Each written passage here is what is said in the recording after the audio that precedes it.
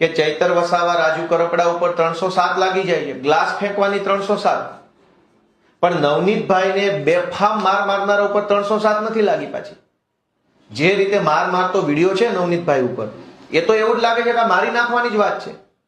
નવનીતભાઈને મારી નાખવાની જ કોશિશ ને મારી નાખવા માટે જ માર મારવામાં આવ્યો છે, એમાં 307 નથી.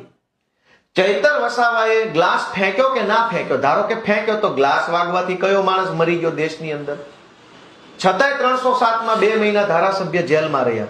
એનો અર્થ એ થયો કે જે ગુનેગારો છે અને કાગળ ઉપર ડિસ્કાઉન્ટ આપવાનું છે, અને જે ભાજપની વિરુદ્ધમાં છે રાજુભાઈ કરપડા ઉપર 307 લાગી, જાનથી મારી નાખવાની કોશિશ. હળદરની અંદર માઇકમાં ઉભા 4 વસ્તુ બોલે છે, બીજું શું કર્યું એમણે પથ્થરો માર્યો નથી, ગ્લાસ માર્યો નથી, ધોકો માર્યો નથી, તલવાર મારી નથી, તો પણ 307. નવનીતભાઈને મારી નાખવા માટે થઈને ધોકે મારે, એની ઉપર 307 નથી. અને આ ભાજપની સરકાર આખા સમાજને છેતરે છે. સમાજના આગેવાનો નેતાઓ આવે, ન્યાય આપો, SIT ની રચના, તપાસ ચાલુ છે, પણ કાગળ ઉપર તમે આ ખોટું કર્યું એનો જવાબ કોણ આપશે? પોલીસે 4 કલમ ઓછી કેમ લગાવી?